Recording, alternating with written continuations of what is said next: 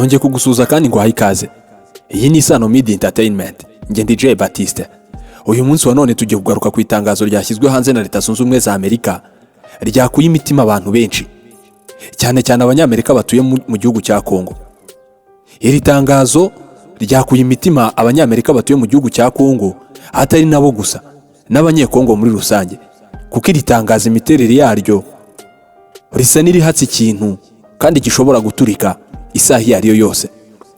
Leta ya Kongo imaze iminsi yarabaye isibaniro ry'imirwano ihuza M23 n'ingabo za Kongo. Kuri ibi ngibi rero Leta Zunze Ubumwe za Amerika yasohoye itangazo isaba umunyamerika wese uri ku butaka bwa Kongo ndetse n'abakora muri za ambasade, yasabye abanyamerika bose ko batangira kwegeranya ibyangombwa byabo birimo n'amapasiporo, bakanapakira ibintu bikeya bitababuza kugenda cyangwa se ngo bibatinze. Abafite imitungo basabwe kudasiga bayigurishije kuko ibyo bishobora kubatinza. Abanyamerika batuye muri Kongo basabwe ko bagomba gupakira ibintu byabo kubera ko isaha n'isaha muri Kongo habera ikintu gikomeye. Ibi ngibi byateye ubwoba abanyekongo, atari n'abanyekongo gusa.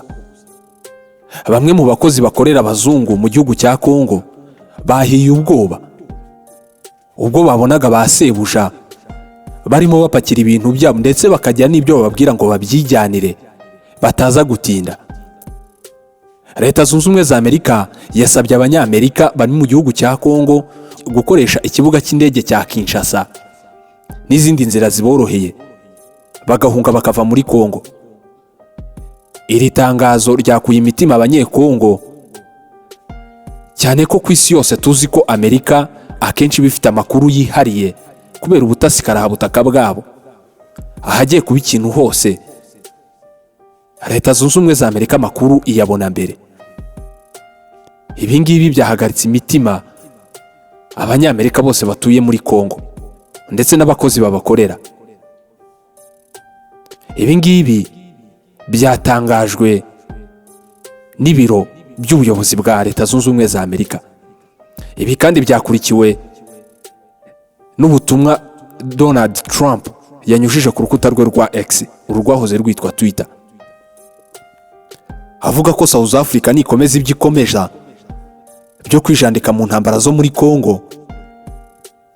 Donald Trump yavuze ko yiteguye guhagarika inkunga zose zijyanye n'amafaranga igihugu cye cya Leta Zunze Ubumwe za Amerika cyageneraga leta ya South Africa.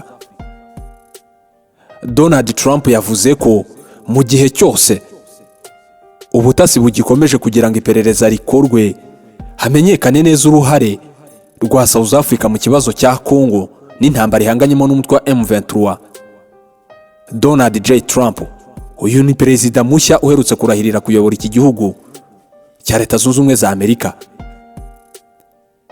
yakomeje avuga ko leta ye ayoboye ya Amerika itazakomeza kureberera ubugizi bwa nabi bukorwa na bimwe mu bihugu byihishe mu bindi bihugu.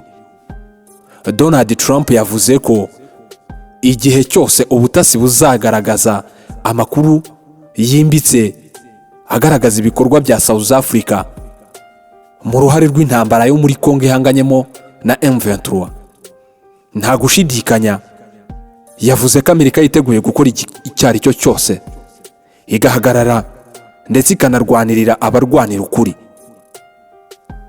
Abarebera hafi bya politike bavuze ko Donald Trump yasaga n'uwerura adaciye ku ruhande ko yiteguye gushyigikira igihugu cy'u Rwanda kidahwema gushinjwa ibibazo byose bya Kongo ndetse n'intambara zibera muri Kongo. Iki gihugu cya Kongo cyitwaza iki? Kuki gihora gihereka u Rwanda mu mahanga kikarurega guteza umutekano muke muri Kongo? Ibi biterwa n'iki?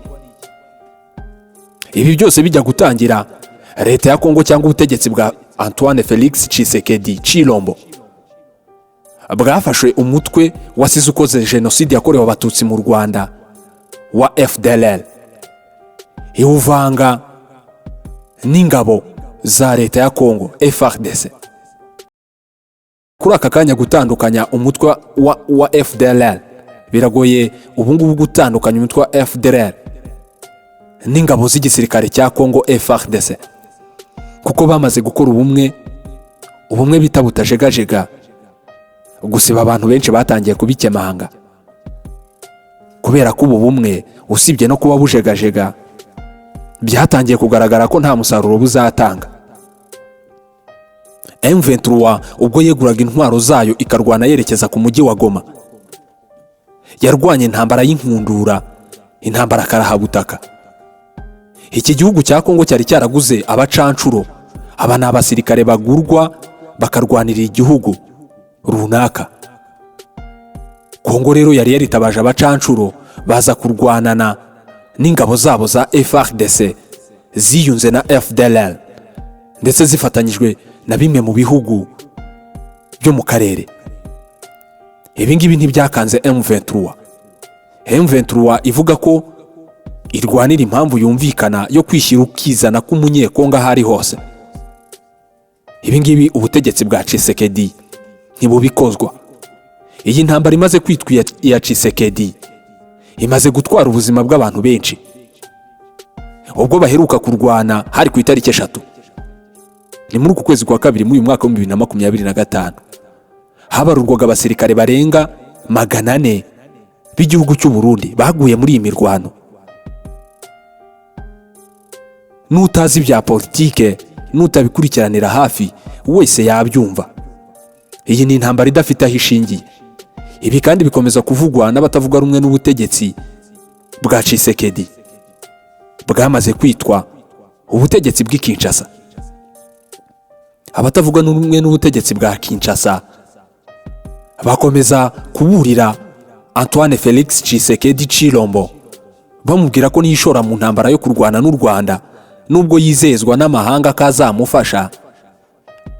Abatavuga rumwe n'ubutegetsi bwe bakomeza kumugira inama ko abishatse yahagarika iyi ntambara kuko adateze kuyitsinda. Bamwe mu bajenerali bakomeye batangiye gucikamo ibice, ntibari kuvuga rumwe n'ubutegetsi. Ibi ngibi bikomeza kugenda bigaragaza intege nke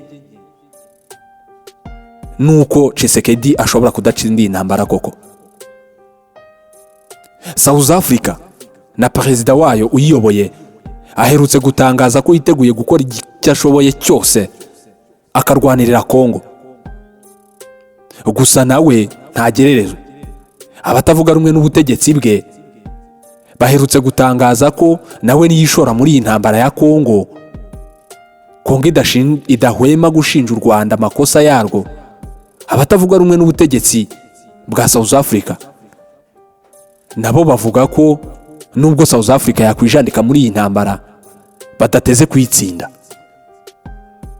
Ibi ngibi kandi bisa n'ibigenda bigarukwaho n'abasesenguzi mu bya politike hirya no hino ku isi. Ubu busesenguzi bwabo buzabyara iki? Iyi ntambara ya M23 ihanganyemo n'ingabo za Kongo izarangira ite? Ibyuko Tshisekedi akomeje gushinja u Rwanda kubangamira umutekano wa Kongo biciye mu mutwe wa M23 byo bizemezwa nande? Twabigarutseho mu kiganiro cyatambutse ubwo Perezida Kagame yari ari mu kiganiro n'umunyamakuru amubaza niba ingabo z'u Rwanda RDF zaba ziri ku butaka bwa Kongo. Yamusubije muri aya magambo. Tugenekereje muri aya magambo, Perezida Kagame yasubije uyu munyamakuru ko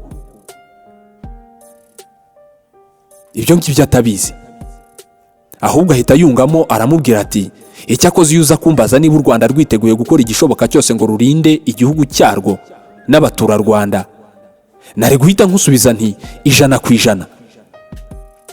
Aha yasaga n'uwerura ko Kongo nihirahira kubangamira umutekano w'igihugu cy'u Rwanda n'abanyarwanda muri rusange, igisirikare cy'u Rwanda RDF cyiteguye gukora igishoboka cyose ngo kirinde ikirere, ubutaka, amazi n'imbibi by'igihugu cy'u Rwanda. Ahangaha abasesenguzi mu bya politike basaga n'abajya impaka kuri iki gisubizo Kagame yahaye umunyamakuru ubwo baganiraga, bamwe bavuga ko asa n'uweruye koko u Rwanda rushobora kuba ruri muri Kongo, ingabo zarwo ziri muri Kongo zirimo zirwana intambara y'uko Kongo itazigera ihirahira gutera u Rwanda. Ibi kandi bakanabishingira ku magambo akunze kuvugwa n'umukuru w'igihugu cyacu nyakubahwa Perezida Paul Kagame, avuga ko u Rwanda ari igihugu gitoya kititeguye rwose kurwanira intambara z'abagitera mu gihugu cyacu cy'u Rwanda.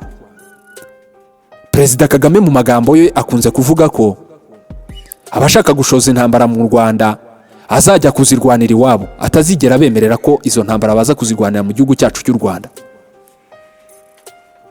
Ibi ngibi abasesenguzi mu bya politike bakomeza kubigenderaho, bakavuga ko nta gihindutse Kongo ishobora kujya mu mirwano ikomeye y'intambara hagati ya Kongo n'igihugu cy'u Rwanda.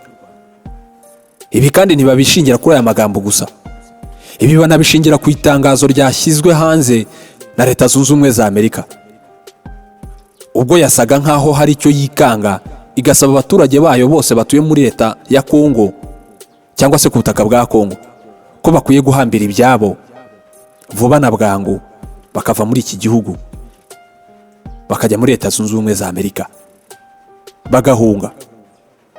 Iri tangazo ryateye ubwoba abantu benshi. Amahanga yahagurutse, ibihugu biryamiye amajanja bitegereje kureba ikiva muri iyi mirwano. Nta na rimwe Kongo yigeze ihwema gushinja u Rwanda gutera inkunga umutwe wa M23, bikaba n'intandaro y'umubano utagenda neza hagati y'ibihugu byombi. Iyi ntambara irimo irwanirwa kuri internet, abasesenguzi bavuga ko nihaba nta gihindutse iyi ntambara iribuze kwimukira ku bifaru n'imbunda n'abasore batojwe hagati y'ibihugu byombi, ubundi urugamba rukambikana. Iyi ntambara izakizwa nande? Kora subscribe niba utarayikora ku Isano Media Entertainment. Nge na J Batista, ubundi ibiganiro byacu bijye bikugeraho ku gihe. Ndagushimiye, mugira amahoro.